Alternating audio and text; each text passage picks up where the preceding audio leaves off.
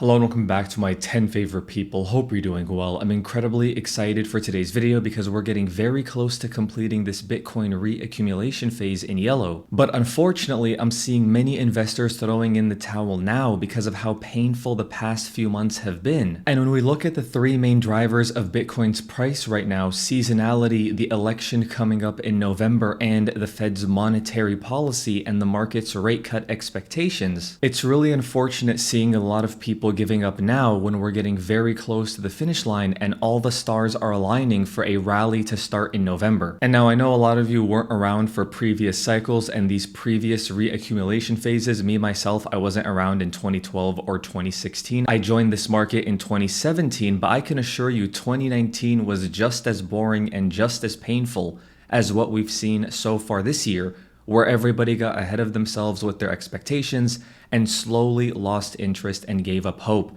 because of how boring and choppy price action was. And then of course we got blindsided by a black swan event in March 2020. But if we take a look at Bitcoin's summer seasonality and look at the price action Bitcoin had in summer of 2020 and summer of 2019, you can see the price action then was quite lackluster and painful as well. So it's not surprising that we saw that in 2022, 2023, and so far in 2024. But if we look forward to October and November, especially October and November in election years, you can see that Bitcoin's returns tend to be very solid in Q4 once we get all of the uncertainty of the election behind us. And this is not a coincidence when we look at the seasonality of the S&P 500 over the past 10 years, which is the majority of Bitcoin's existence. You can see September tends to be red, so it's no surprise we're seeing that from the S&P 500 and Bitcoin this year. But then when you look forward to October and November, they're the best 2-month span for the S&P 500 on average over the past 10 years, and especially in election years where there tends to be a lot of uncertainty leading up to November, there tends to be a lot of chop and volatility as we approach those later months, which explains why the ETF inflows have been quite low in Q3 of this year, because of course we had a lot of excitement in the beginning of the year when they first launched, and then we flatlined essentially for Q2, a little bit of increase going into Q3, but then we've kind of flatlined again ever since, and we've been seeing some outflows recently. So it's no surprise that price action has been quite bad. We had one last pump back into our range from 61,500 to about 71,500 and quickly got rejected back below it. And now we're waiting to reclaim that level. So there can still be a lot of uncertainty and selling in the short term until we reclaim that range.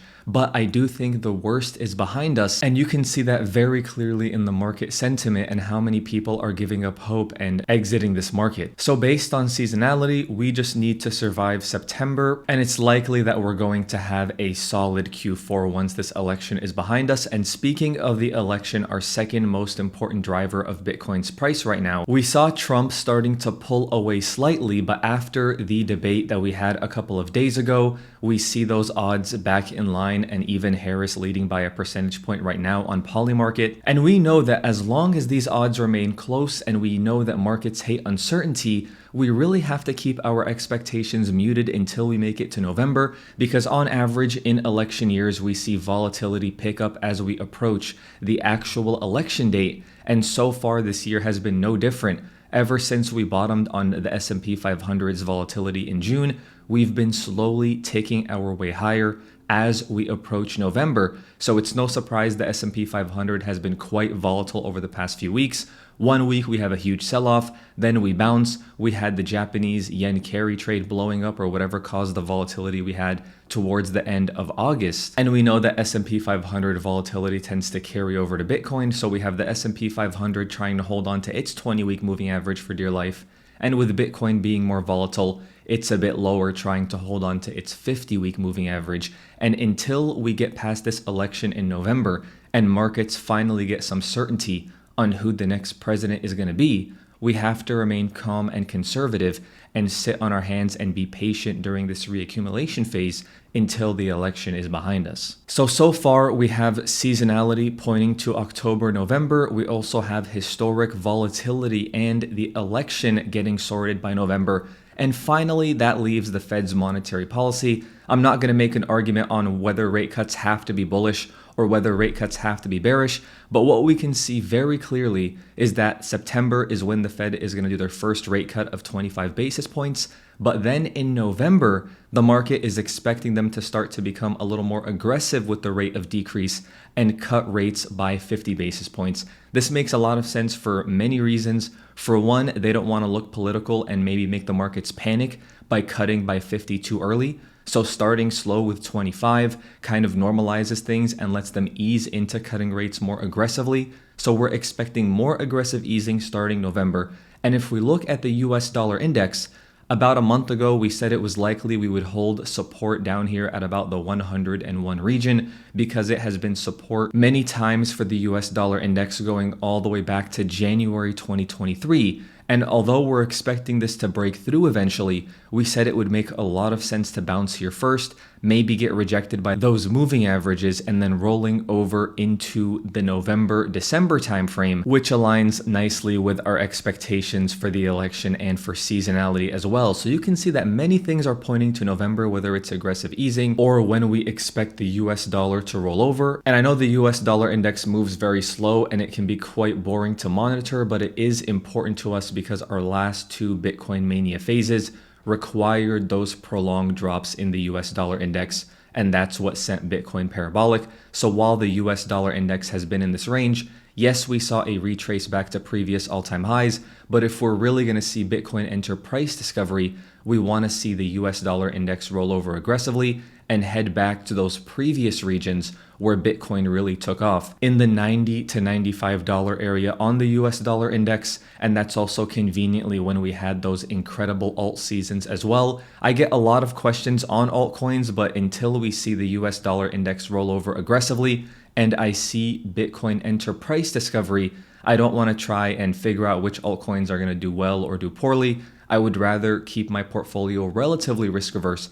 And then when Bitcoin enters price discovery, yes, I'm not going to buy the exact bottom with all the knife catchers, but I'll still be able to get the majority of the altcoin rally by switching into altcoins once Bitcoin actually breaks out, instead of trying to catch a falling knife again and again and again and listening to everybody on Twitter and YouTube who's been calling alt season for 9 months now. So for now, we're going to have to wait for the breakdown on the US dollar index before getting too excited. And based on what the Fed is planning to do with their rate cuts, that's pointing to November as well. And I know that a lot of people are scared of rate cuts because normally the Fed doesn't cut rates until things are breaking in the economy. So that's why we have to monitor the economic data so closely and make sure that everything isn't collapsing. And that's why the Fed is cutting rates. But as of right now, that's not what I'm seeing. And even though I know this chart triggers a lot of people, I think it's a great reminder that nothing is guaranteed in terms of a specific outcome. And we have to be open to either a recession and markets doing poorly after the first rate cut, or the Fed being able to kick the can down the road and the recession getting pushed back until mid next year or early next year or whenever it ends up starting, and being open to the fact that perhaps markets could still rally for quite a while after that first Fed rate cut. So there's many possible cycle scenarios Bitcoin can follow. There's a non-zero chance we rally from this point onward because of a white swan event. Maybe we go a lot lower than most people expect because of a black swan event.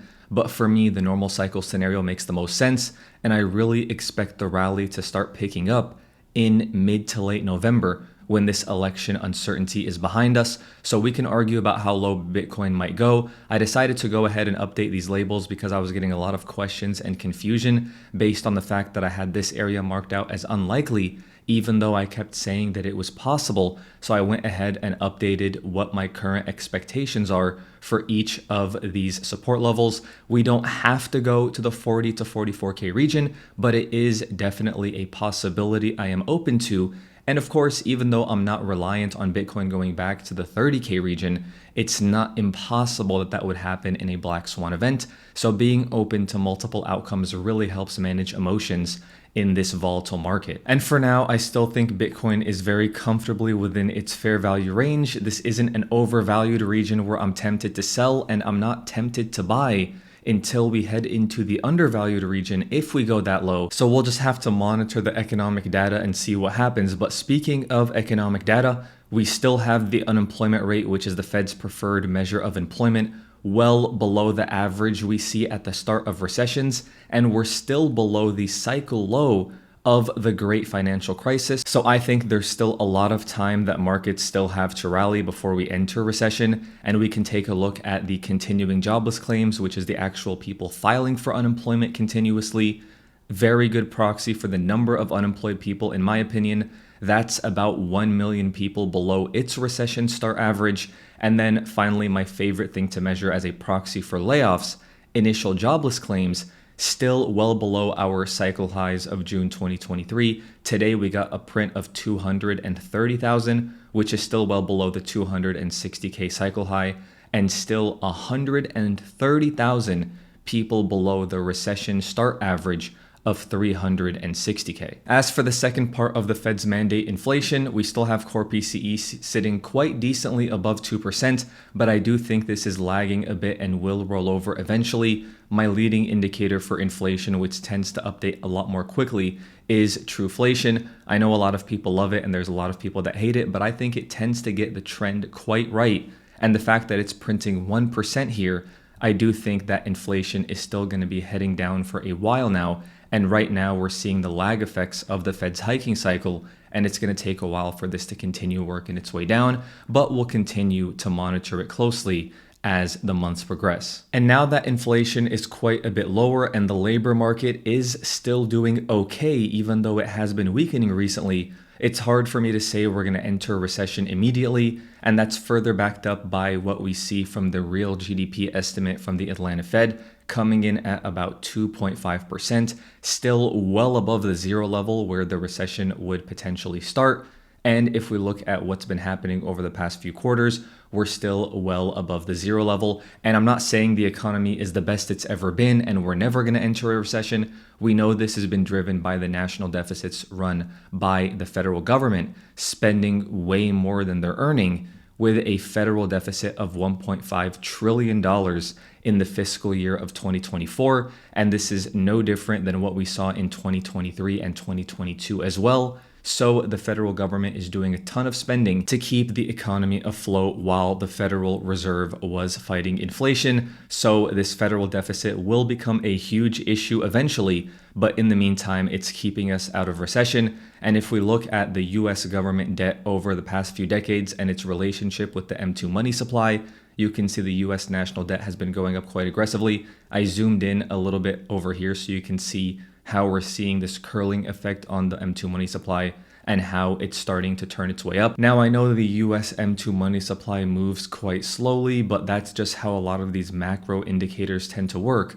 But once the Fed starts cutting rates more aggressively starting around the November timeframe, we can expect this to start curling up more aggressively as well. And perhaps we can see some of that liquidity impacting the stock market and Bitcoin, because we've seen quite a clear relationship between the US national debt and the S&P 500 over the past 30 years or so. And now that we're seeing the national debt going up so aggressively, I expect risk assets to follow. Again, this is going to be a huge issue one day, but I think it can be very easy to underestimate how long these things might take and how long governments and the Federal Reserve can kick the can down the road by debasing the currency and not taking the harder route of reducing their spending. And that's why we remain bullish on risk assets in the long term. This is the S&P 500 over the past 80 years. So yes, there will be some painful drops along the way that will shake out a lot of investors, but those drops are incredibly hard to time. So no matter how confident someone may be on when we're going to enter recession and when the markets are going to collapse,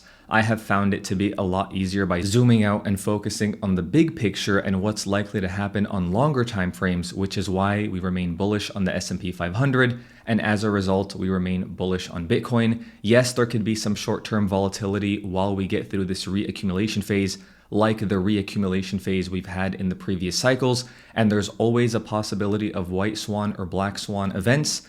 But if you ask me, and if we look at our three main price drivers of monetary policy and when rate cuts are going to speed up, of this election and when it's going to get resolved, and of Bitcoin's seasonality in halving/election years and what we tend to see in Q4, it's very hard for me to not be optimistic as we approach November, and it's hard for me not to expect an expansion phase for Bitcoin once all of these issues become resolved. But of course, we'll continue monitoring it as we go along. We'll monitor seasonality, we'll monitor what's happening with the election, and we'll monitor what's happening with the Federal Reserve and their monetary policy, as well as the labor market and inflation data. But as always, thank you so much for the support on the recent videos. Thank you so much for watching, and I'll talk to you soon.